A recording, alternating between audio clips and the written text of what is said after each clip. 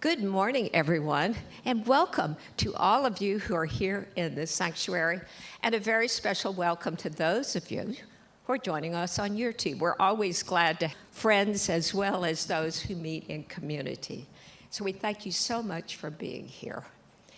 So let's just take a deep breath and open this meeting as we love to open every time we come together, and that is that we come together in consciousness. And consciousness is our way of thinking and that whole way of being. And we settle into that moment that is just now. There's only now. They're here, the breath that we breathe in, and we exhale to just let things go that just don't matter right now. We allow it to simply be now. And so in this now moment, I am knowing for all of us that this is the perfect time and this is the perfect place to be. And everything that unfolds in this meeting, from announcements through the wonderful talk by the Reverend Valerie Reeves, and all of the things that follow the talk are just perfect, and they're the perfect things, and know that as they're unfolding. And so I settle into what is the truth, because we know that there is only one thing going on. It's the mind of God that's moving through all of us. We're all one with it. We are all individualized in it, and the most amazing dance of creation. And so allowing this to be true, I simply agree with all of this in sincere gratitude for all that is and all that is yet to be. I release this word knowing it's done in the mind of God. And I say and invite, and so it is. So we've got some things going on, and I'm going to turn it right side up because I read it better that way. I am glad you all are here. And I want to quickly go through, because we actually have a lot of things going on. One of the things that we've come to believe is that community is one of the best ways to come together and do things together. And these announcements are showing how you can do all these things for various reasons.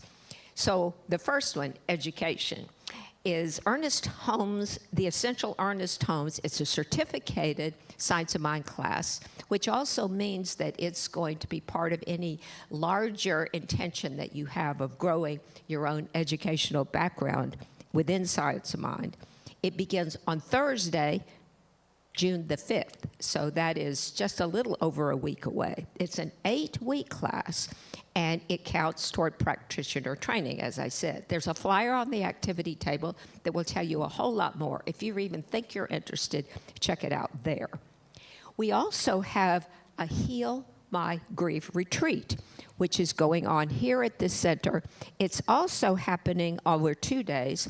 It begins on this Saturday, May the 31st, at 9 a.m., and it goes until 5, and it continues on Sunday, June the 1st. It's a retreat. He has a limited number of spaces, and there are 10 left at this point. We have another things coming up on Sunday. We actually have a couple of things. The youth program is really excited this Sunday to have during service Sabrina Cohen, who's author of the children's book, Super Duper Grateful Me, and she's going to be giving the children a workshop on being grateful. For adults, she is also signing her book after service. Now, Reverend Kathy Sinfield is actually doing a workshop called Getting Your Affairs in Order, and she is talking about a shoebox. Learn why we all need a shoebox. I don't think you have to bring one, by the way. Learn why we all need a shoebox and what to put in it. She's going to have an informal chat about an important topic of developing our lives for those that we leave behind. Getting your affairs in order will help you eventually leave all the details are taken care of.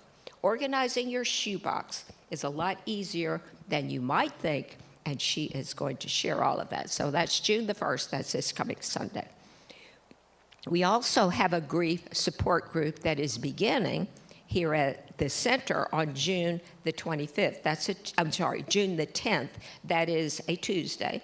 And there's a flyer after that outside, so read about that. So check up. There may even be a sign-up clipboard for that. On the Monday, June the 2nd, our Men's Spirit group is having their annual meeting, and they meet at 7 p.m. and meet out there in the sanctuary. You don't have to sign anything. You just show up at 7 p.m. out in the sanctuary. Come learn about Acorn Giving. Is a program that we are starting here at Redondo Beach Center for Spiritual Living to help educate many of us about how we can make sure that our center is still here for generations of people to come. We know that we all are enjoying the giving and all the doing that was done starting decades and decades ago. It's held us in great, great stead, especially during the pandemic and all the repairs that we've done. We are very grateful for that. So this is an Acorn Giving that's planning for those in the future. So that's June the 8th, and it is after service at 12:30. Also, our Women's Circle is meeting Sunday, June the 8th in the teen room at 12:30. And looking a little bit farther ahead, on Sunday, June the 15th, we are having a fantastic Juneteenth celebration. Some of you may have, yes, I see that applause, I accept that. It was something we had last year. It was fantastic. Was the food good? If you were there, the food was amazing, and we had an amazing program. It is different this year, and I look forward to having as many people as we've had before and even more. It's an exciting time. The Women's Circle is meeting on Sunday in the teen room. I think I said that, and it's time to turn it over. We are very excited, now this is June the 22nd, to have Jamie Lula in concert on June the 22nd. Jamie Lula is also going to do the music for our service, is that correct? Yes, he's doing the Sunday, Jamie Lula is. And he's a wonderful, exciting performer. He's well loved by very, very many. You will have a good time with Jamie, along with all of us. We have a divine dining that is happening on Wednesday, June the 25th. It is a high tea party with artist and teapot collector Cynthia Joyce at her art studio and gallery in her home in Manhattan Beach. 8 to 12 guests with an opening bid of $35. The bidding closes on June the 22nd. So as Jamie Lula is singing, you know, ooh, I better sign up if I'm going to for that tea party. I have been to one of hers before, and I couldn't wait to sign up for the one this time. She has a fantastic home, and she does a fantastic job of what she does when she's being an artist herself. We always want to have a very big thank you to our volunteers. We can't even really open our doors without them. They are just wonderful. They have people in the back who are making everything happen, not just for us here in the sanctuary, but for those we are beaming our message to. It's a wonderful, wonderful thing to volunteer, and you are welcome to do that yourself. So, as I'm winding all this yakking to a close, I am going to welcome up the incomparable Reverend Valerie Reeves.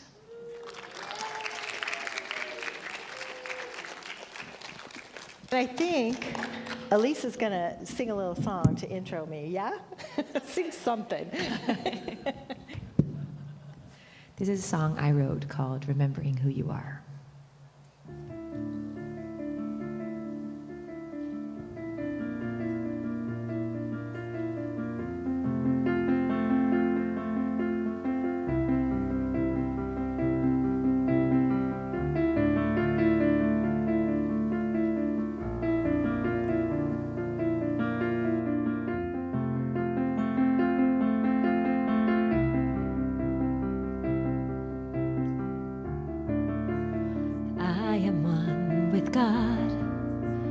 God is in you, God is in me.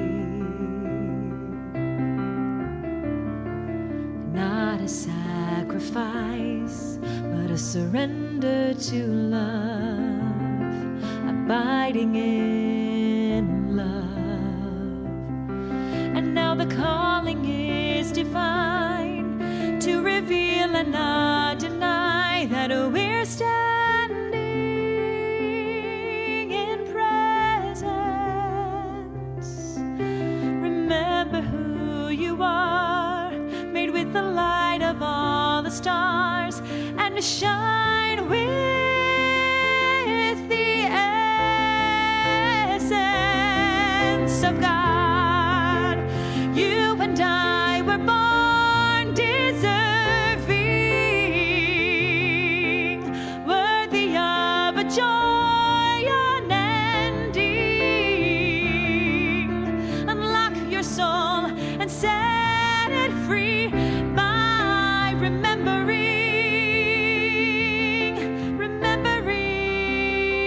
who you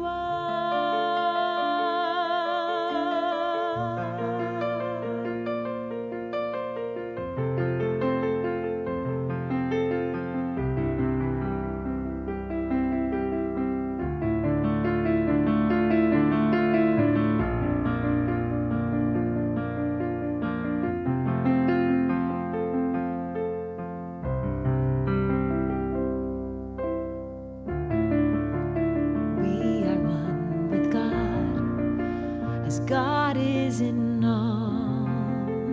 God is in us. Not a God without, but a spirit within, always within. So we will live in harmony, honoring our divinity, and be love, receive love. We are the hands of the divine. We have the power to align our hearts with the essence of God. You and I were born deserving, worthy of a joy unending. Unlock your soul and set it free by remembering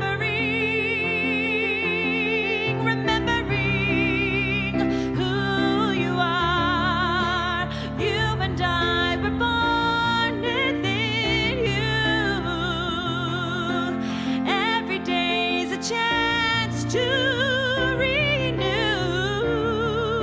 A new beginning starts this moment by remembering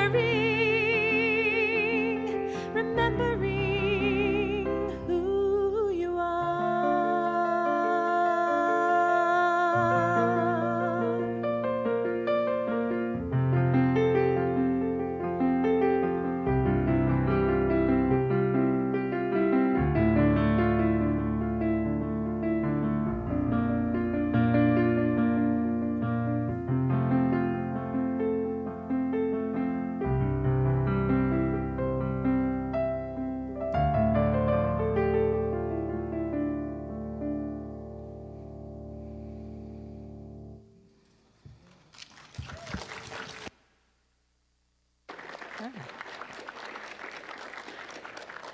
Thank you. Wow, that was beautiful. Best day ever. Yes? Woo! Yes. Is that me? It's me. It's the energy in the room. It's great. It's really all about remembering you and remembering who you are. I love that. Great words, for sure. So today is about being real, being you. And sometimes we put on a facade out there in the world. My kids used to guess who I was speaking to on the phone when they were little because of the way I was talking to them. You know, some people you just keep it real with, and some people you're a little more reserved with, and some people you're just like, yeah, maybe a little not as friendly as you would be. And so I've been thinking about this a lot, about being real. I went to New York by myself because I knew that if I took somebody else with me, that they would probably influence where I go and what I do, and I just wanted to be able to keep it real, which was fun when I was in Times Square and there was a guy with this camera that was going around in a circle, and he's like, could you stand in the middle and dance? And I'm like, yeah, I could do that. And then he kept playing the music, and I have to and I'm like, okay, we're good. And it's like, no, keep going. And I'm like, okay, we're good. My son, he's like, about 5 times you were saying we're good, and he kept playing, and it's like, okay, enough already. But we get to do this thing in life where we get to come out and have fun and allow spirit to flow through us, which is the thing that maybe sometimes we forget. Kids have it really well. They'll just come out and play, and if it's not fun, then they go do something else, and if that's not fun, then they go do something else. So making sure that we are tuning into that inner knower and just being authentically who we are. Ernest Holmes says this, and I really love it. There is an irresistible potential pressing against everyone for self-expression. There is something inside of us that just wants to express. It's like Elise creating a new song, and it's watching my granddaughters who are 5 and, no, they're 6 and 8. Time flies, right? Time just keeps flying. 6 and 8, and they're both taking piano lessons, and it's like, oh, it's so much work, and they have to practice every day, and sometimes they'll throw themselves on the floor, and it's like, I don't want to do it, and it's like, I understand. Sometimes there's things in life that if we want to get to the goal, we're going to have to make ourselves push through it and be part of that and practice. The science of mind, we get to come here and do positive affirmations. We get to come and remember the brilliance and the divinity of who we are, because sometimes we don't remember that, right? Maybe you're at work and somebody gives you a face, or somebody corrects your work and says something, and you're like, you don't recognize the divinity of who I am? Perhaps you do not know who I am. So making sure that we are really loving ourselves up to the next level. I was listening to Louise Hayes most of the way down here, and just going back to the basics. Louise Hayes was a minister of religious science, now our Centers for Spiritual Living, for many years. She wrote the book, You Can Heal Your Life, and she was on the New York bestseller list 2 times. And they were both like 30 years apart from each other. It's like Oprah reintroduced it. And everybody's like, yes, this is like the best book ever. And so then it was on the New York bestsellers list another time after 30 years of printing it.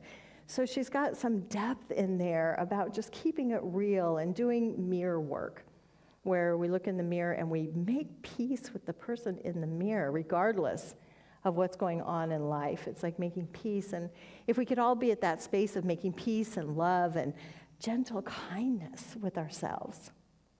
The thing that always strikes me, and I have to remember it, because once in a while I can be maybe a little shady. Anybody else? I want to a little shady or a little catty, and I'm judging something out there, and it's like, in our subconscious, subjective mind, it doesn't know the difference between you and me. So if I'm being catty to someone there, it's coming back to me, because the subconscious mind, the universal spirit, says, yes, that's true for you. So I want to make sure that I'm saying nice things. And we, in Apple Valley, because I'm living up there because my granddaughters are up there, and so Apple Valley, it's the town that you just kind of go by really fast on your way to Vegas. It's up the 15. Once you get to the top of the hill, we're up there. Wave next time you go through on your way to Vegas. I was thinking about doing a retreat for a long time, and they happen to have a hidden retreat center up there between Apple Valley and Lucerne Valley, and it's very, very spiritual. I feel like we had to give all of our documents and give blood before we could even go up and see it. But I was up there, and there was a gentleman who wrote a song, and I'm not going to sing it, but I want to just share some of the words, because it was really all about the oneness. It's like, leave judgment behind you, leave worry behind you, be gentle, be kind, be loving to you. I see you, I hear you, I feel you, I am you. Because we're all part of that oneness in the cosmic soup. So it's like, okay, we're all part, and we all have our own spice and our own road and our own path that we are exploring. And so the more we can just get in touch and be in that loving space with ourselves. I always say, love yourself to the next level. I remember years, it feels like 100 years ago, but it was so many years ago, so many lifetimes ago, that my dad was selling a house. We were in Grand Island, Nebraska, and he wanted to sell the house, and I was like, it's kind of an old house. We need to do something to make it feel really loving and inviting. And so he put new carpet in the living room, and he had this beautiful lamp and this chair, and it's like, oh, this is a room that just invites love. And so when you go in there, it was like, okay, this room sells the house, and it sold within a week. It's like loving it to the next level, because he was just done and ready to be done with it and out of there. But could we just love it to the next level? So finding a way to make it so loving that even you want to be there. It's the same thing with ourselves. It's like, can I love myself to the next level? Can I love myself enough, or as the words were saying, we all come in this world deserving. We are worthy, we are deserving. So deserving of our own love, because if we can't love ourselves, it's hard to love anyone else because I have nothing to give them. So being in that space of love, peace, joy, and what wants to be created through me. Because sometimes we try to make ourselves do something or be something that we're not. It's like putting a round peg in a square hole, right? It's like, okay, let me just keep loving myself, and if we're at a job or a position or doing something that we're not loving, it's like, how can I love and find love here so that I can move to the next level? Because trust me, I've moved a lot, and no matter where I go, there I am. I'm still here. It's still me. Just because we change jobs or change circumstances or change relationships doesn't mean it's going to change anything else. So it's like, how can I change myself and be open to the changes that are going on in life? Oh, we love change, right? Yeah. New computer software, yeah. I think I've kept my iPhone 13 for a while because I know that there's going to be that learning curve. Ernest Holmes says this in the Science of Mind textbook. What the world needs is a spiritual conviction followed by spiritual experience. I would rather see a student of this science prove its principles than to have them repeat all the words of wisdom that they have ever been uttered. It is easier to teach the truth than it is to practice it. Oh, man. You know, I can tell you all about diet and exercise, but unless I'm actually practicing some principles, it is not going to do a thing. Same thing with the science of mind, right? I can know all about science of mind, but if I'm not practicing the principles. And with this, I'm going to send a charge to all of you to think about something you want to demonstrate. That was when I was taking classes in the early 90s. Yeah, it's been a while. Every week when we came to class, we had to talk about a demonstration. What did we demonstrate this week? Because if we're not practicing the principles and demonstrating something, whether it be a parking space, a cup of coffee, a new home, a new job, a new world, what are you doing to demonstrate these principles? Which means that we get to practice the principles, which is positive affirmations, letting go of the things of the past. We have this wonderful song by Emma Curtis Hopkins that says, "Rise up, O my soul, rise up, O my soul. Free my mind from yesterday. Be my tongue when I talk, so that I'm saying good things and wonderful things, that I'm seeing the good in other people, because if I can see the good out there, somewhere I'm going to see the good inside of me. And instead of putting on a facade, be real." Gosh, it's all about music today, because we've added Elise on Wednesday, which is fabulous, adding the music so that we can be in the harmony with life. And I was thinking about this song, opening myself to sweet surrender. I am opening to surrender. Surrender the stuff that maybe we're holding on to surrender the facade. I recently had an experience with a friend up in Apple Valley who always put on a very, very happy face. Never wanted to invite anybody over to her home, and I dropped some stuff off, and she'd always come outside. And one day I show up, and I can hear her voice inside, but she's not opening the door. And I said, I'm sorry, I'm just going to have to come in because something didn't feel right. You know, when you have that gut feeling and you trust your intuition. And I opened the door and she was laying on the floor. And the situation, because always putting on that happy face that everything's okay, her place did not resemble that. And her health did not resemble that. And I said, I'm sorry, I'm going to have to call the ambulance, which I did. And thank goodness I showed up when I did, because it was kind of a tough situation. And I am knowing that sometimes we put on a happy face out there instead of asking for help or saying, hey, things are not working out for me. I'm going to need some direction. I want some help. Because sometimes we're tuning into that inner knower, or we're just putting on the face out here instead of keeping it real. Keeping it real with ourselves and saying, you know what? Something's not working here because life isn't flowing. Let me see a practitioner. Let me see a minister. Let me see a counselor. Let me phone a friend and say, I'm going to need some help here. Instead of just putting on that happy face and pretending, which means being real and being truthful with ourselves. It's like, oh, can I just be real with myself and say, hey, you know what, this isn't working, or I've got stopped here. Maybe all these other things in life are working for me, but there's this one little thing. It's okay to ask for help.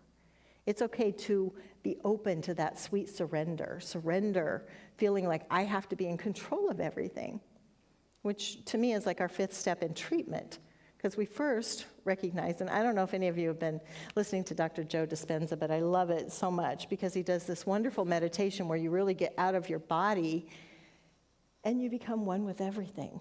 It's like in the universe, it's like there's nothing, no thing, no one, no time, and you're just one with all of it, which is, for me, the best thing of reminding myself that we're all just part of that. And then we're in the flow of spirit. So our first two of our spiritual mind treatment, and anyone who does a treatment, you'll hear the steps. Many times we put a lot of flowery, beautiful words in there, which is great. But when I teach kids, I always say thumbs up. There is only one. And sometimes I have to remind myself, there's only one. There's only one. There's only one spirit, and I can just surrender myself into that oneness, knowing that I'm part of that oneness.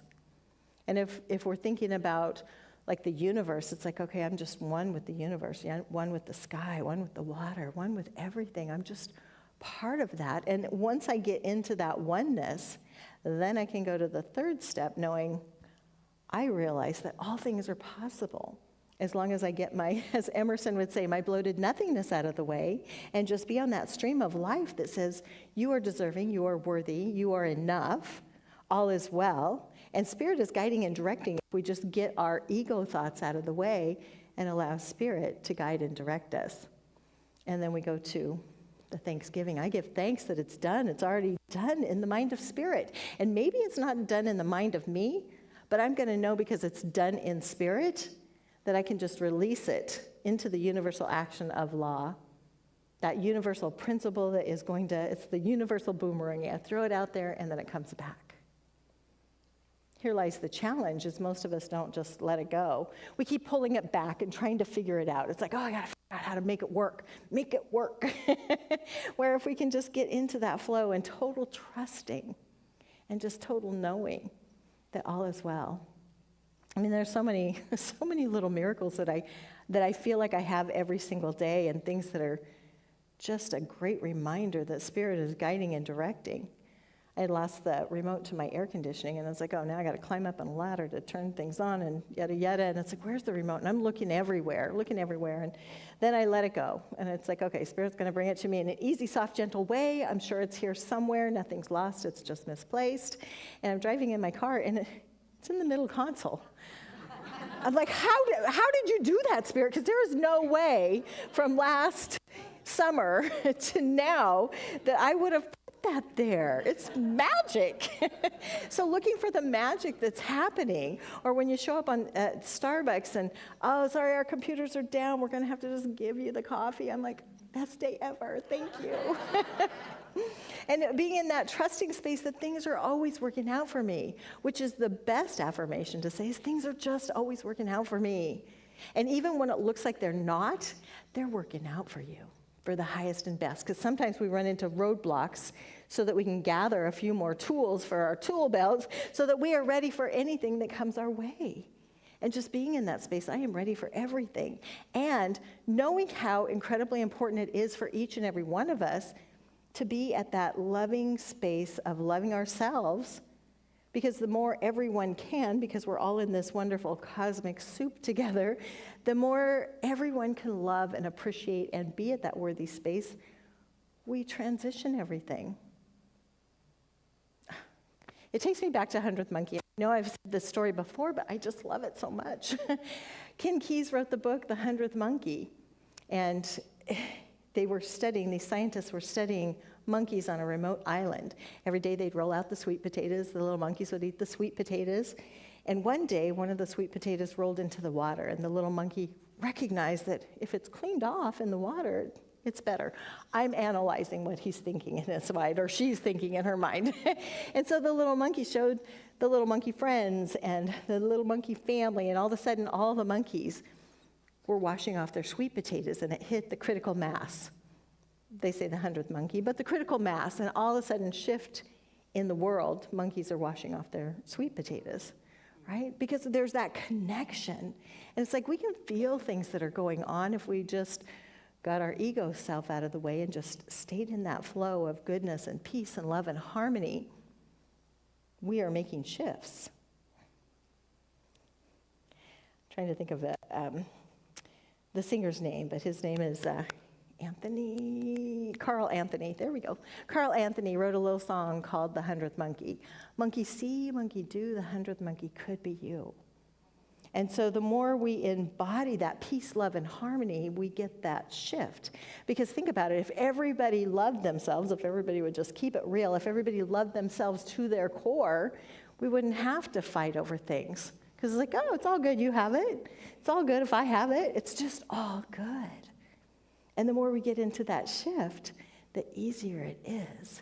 So most important thing is being at that loving space of the I am, that we are beautifully, brilliantly, just as it is and just as it isn't. Yeah. So I have another quote. I was just trying to think, because I saw somebody I know from a long time ago. So, to be yourself in a world that is constantly trying to make you something else is the greatest accomplishment. That's Emerson. Let me say that again. To be yourself in a world that is constantly trying to make you something else is the greatest accomplishment. So regardless of everything that's going on in the world, can you just be you? Be authentically you. Be lovingly you. Be true to you. Be kind to you. Be open to the divinity of the universe that's flowing through you, and remind yourself every day that something wonderful is happening, and it is this thing called you, that beautiful expression of who you are. Nobody else is like you. I said that to somebody once, and they said, oh, thank God. That would be... But it's like we get to come here and play out loud in life, dance in Times Square. We get to sing out loud if we choose to. Someday that will happen. I will do that. And be in that love space with you, knowing that you are a divine spirit, just as you are.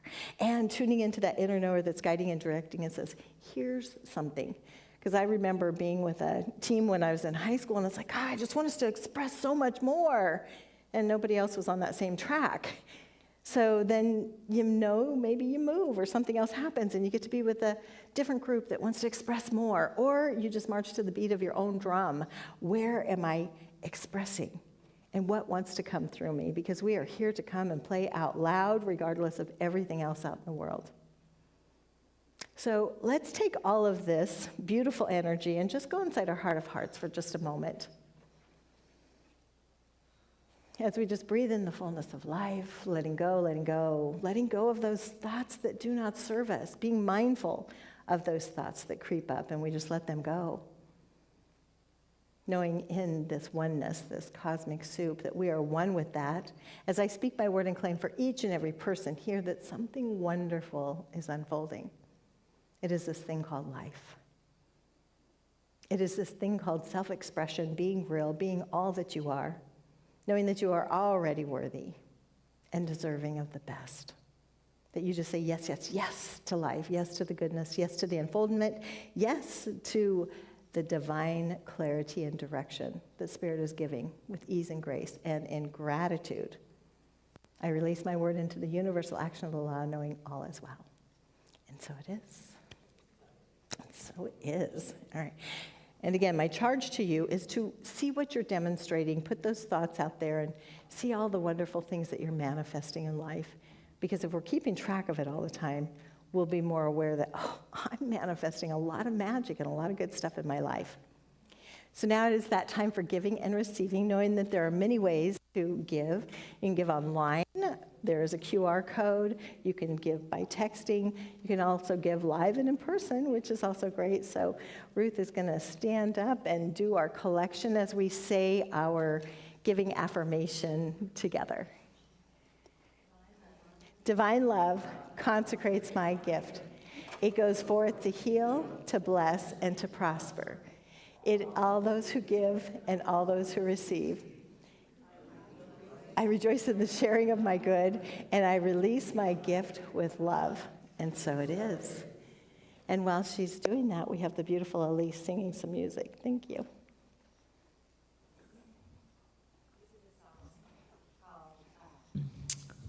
Hi. This is a song called I Am the Place Where God Shows Up by Eddie Watkins Jr.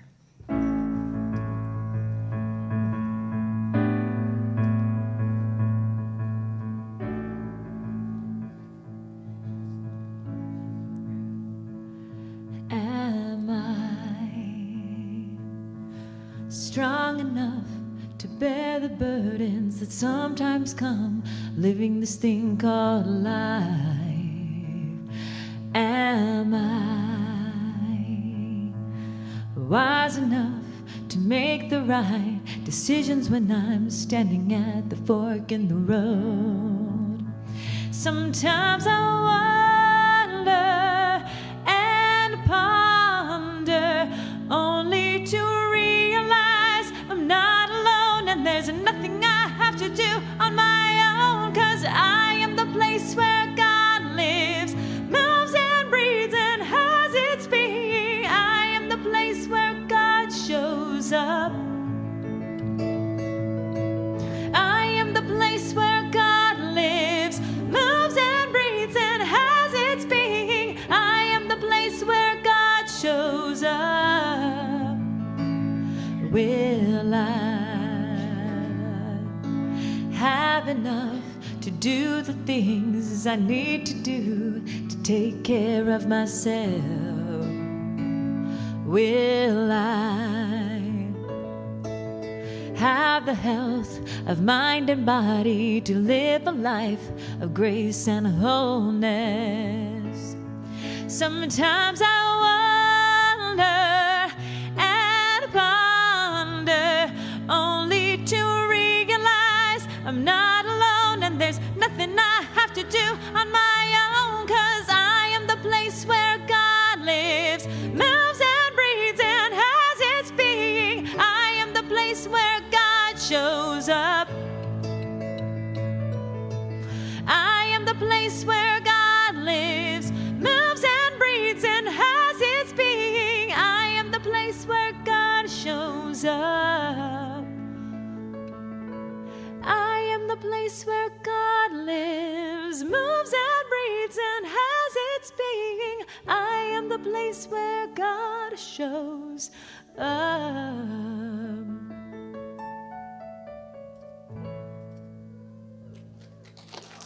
Yes. Thank you. So beautiful. I love that. I am the place. Sorry, L. Oliver, I hope you don't mind if I recognize. I was talking and then I'm like, oh, L's here. Wow, we used to work together a long time ago at Northrop Grumman. So great to see you. Yeah, it's many lifetimes that happen. I feel like I've moved like 17 times since then. So here I am. But it's all good because no matter where you go, there you are. We're still doing questions, right? Questions, answers? After? Okay, great, excellent. Does anybody have a question, comment, words of wisdom? What do we got?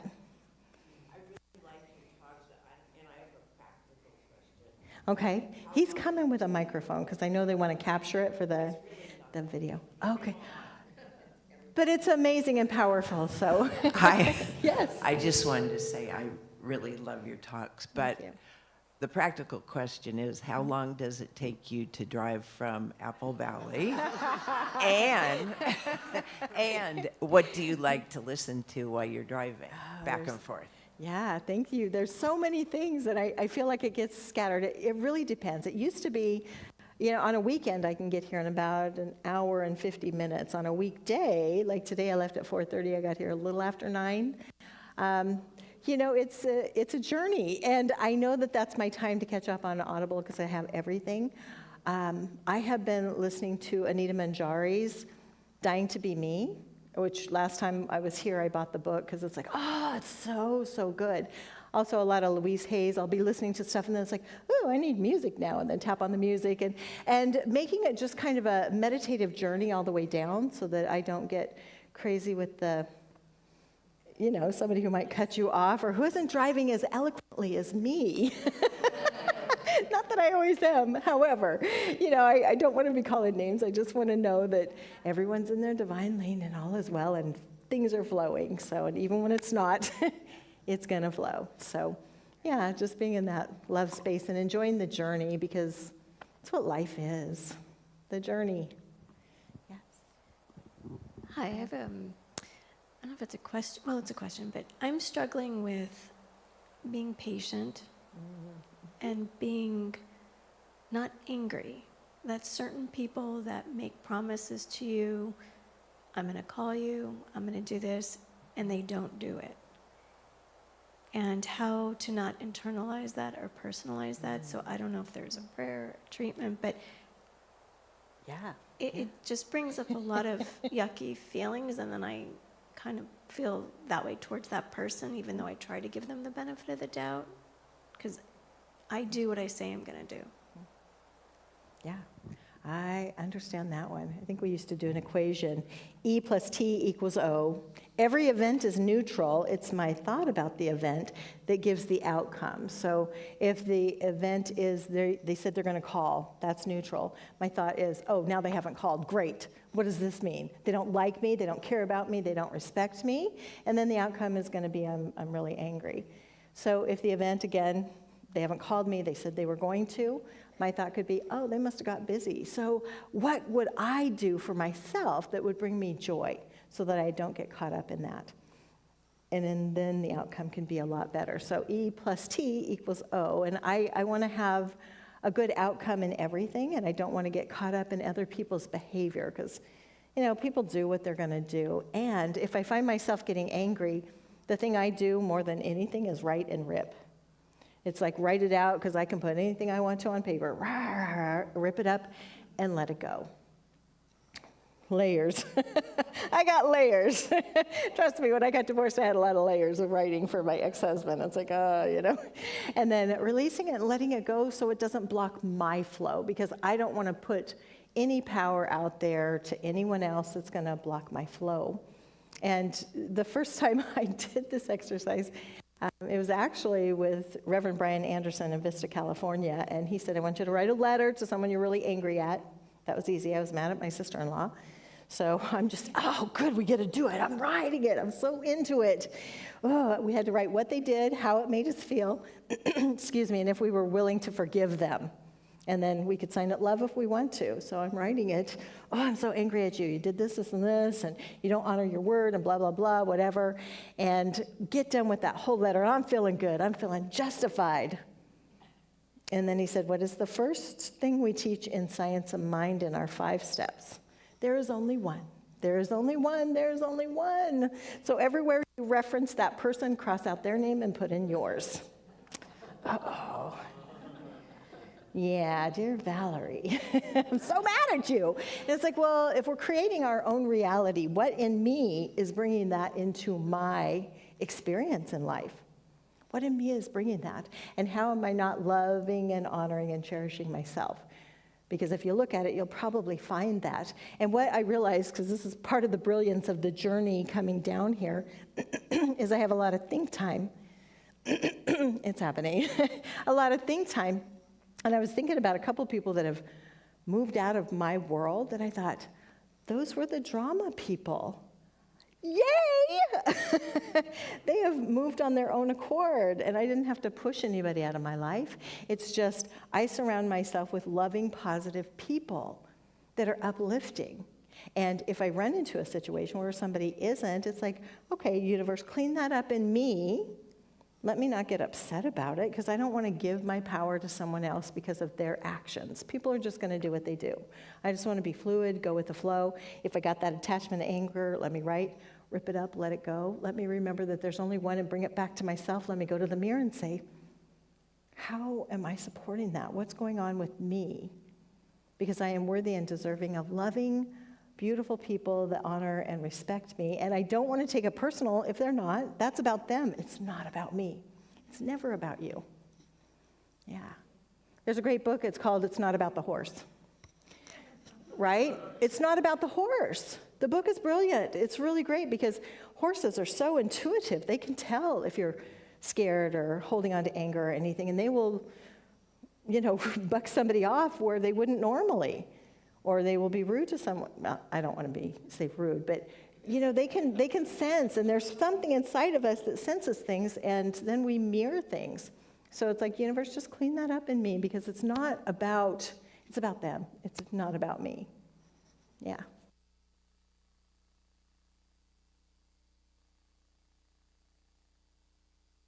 Yeah. I think you were talking only to me today. It was wonderful. Last week, I had a prayer request for my friend Earl and my friend Chad. And Earl passed away, and his widow, for lack of a better, because I don't think they're married, doesn't matter, I'm talking too much, sorry, is very bereft, and her name is Pat. So I would really like a prayer treatment for her and my friend Chad, who's still undergoing his health challenge too. Thank you, and it was great today. Oh my goodness. And I want to say I love having Elise here on Wednesdays. Are you over there still? I love it. Thank you. And your addition to our church in the last several months has been, I can't even think of the superlatives, but it's wonderful. Beautiful. Yes. Well, and the wonderful thing, in fact, my brother and I were talking about it yesterday. It's like you can't get out of life alive. We're all, it's just not part of the thing. And that gives us a short amount of space to be able to do and express and to make peace with. And so when people make their transition, knowing that everyone is choosing on a soul level when their exit is, and we just honor and love that. That's why I love that we call it the celebration of life. We're not going to a funeral or a memorial. We're really doing a celebration of life, celebrating the life that was and beyond. And so knowing that peace is coming to Pat, sometimes we just have to go through that whole grieving process, and that's okay. And it's like embracing ourselves in it and allowing it, because that's part of the goodness of life, the richness of life, is that we get to have all these emotions, and knowing that we don't stay stuck in that. And the challenges, when we run into those health challenges, it's like, okay, let me just embrace myself in love, and what is to learn here, and who am I to meet in this adventure, because it's all the adventure of life. We're meeting people, we're going through processes, and how am I loving myself through that process? So I'm going to take this as our final treatment, and I'm going to do a treatment for all of us in embracing life and health and all that comes with that. So let's, again, go back inside our heart of hearts, just closing our eyes to any distractions,